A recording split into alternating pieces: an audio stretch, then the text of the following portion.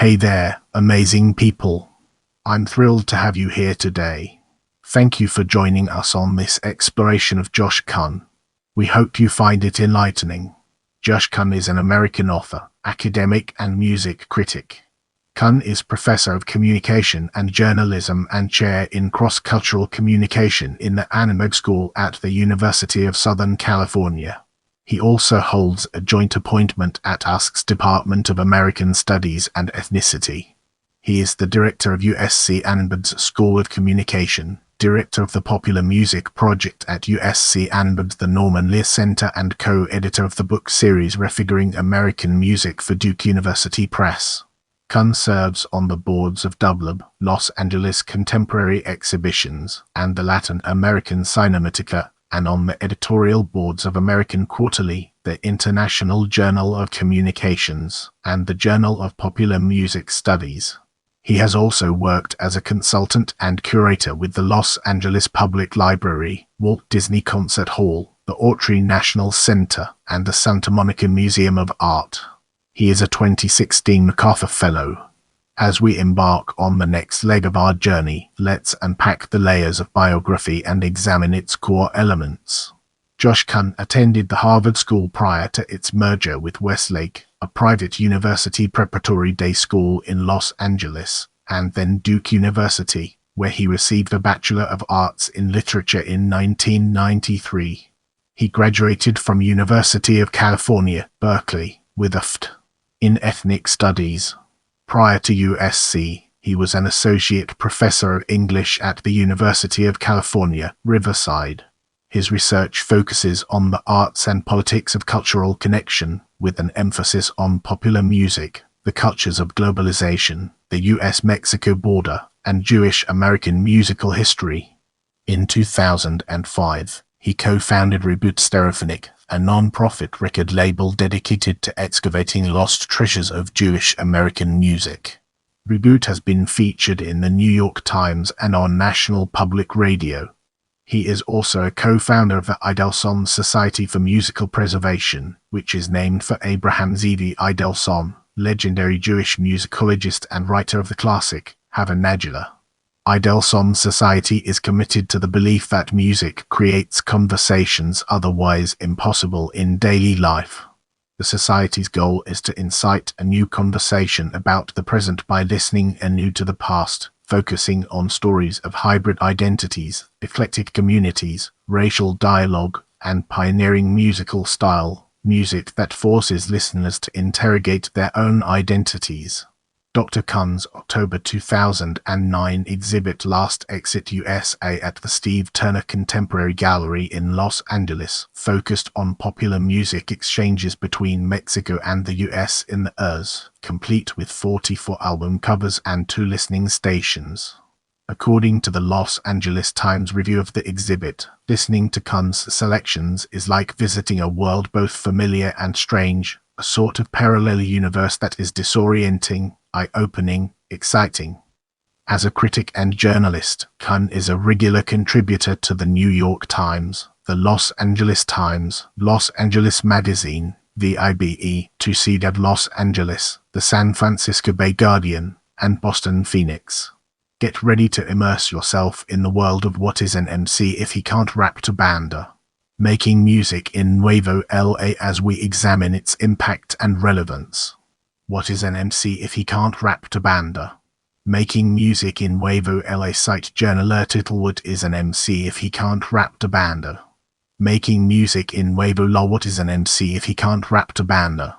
Making music in Nuevo LA is an article about cultural, especially musical, crossovers between the United States and Mexico, particularly between Los Angeles and Mexico.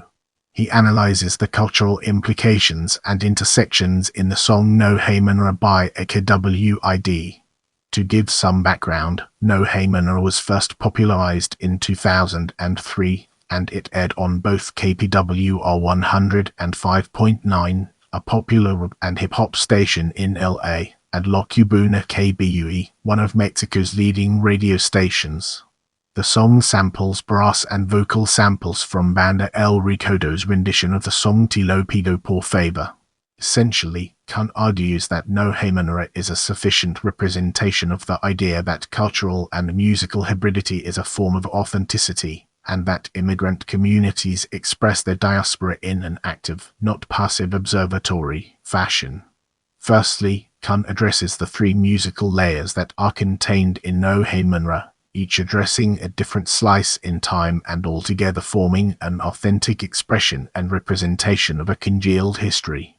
More specifically, the layers form a narrative of the Mexican migration to Los Angeles and the creation of new cultural identities along the way and in Los Angeles. The three layers are the original lyrics, the aforementioned sample of Banda El Recodo's rendition of Te Lo Pido Por Favor, and the song Te Lo Pido Por Favor itself.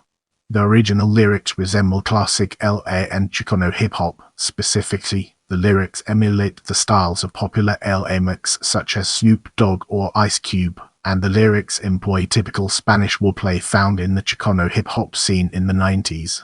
The sample of Banda El Recodo's rendition places a traditional Mexican musical style, banda, into a commercialized and widespread context, expressing the Mexican identity now inherent in the LA identity.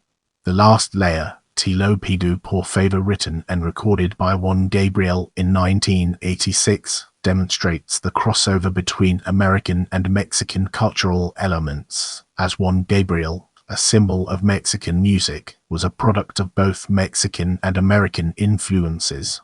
Altogether, these layers confirm a Mexican heritage that is intertwined and mixed into the LA identity.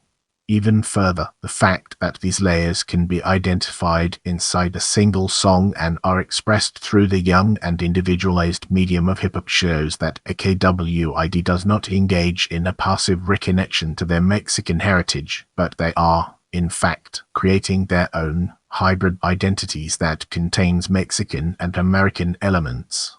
In this way, AKWID connects to their Mexican roots actively rather than passively, as they are creating, not observing.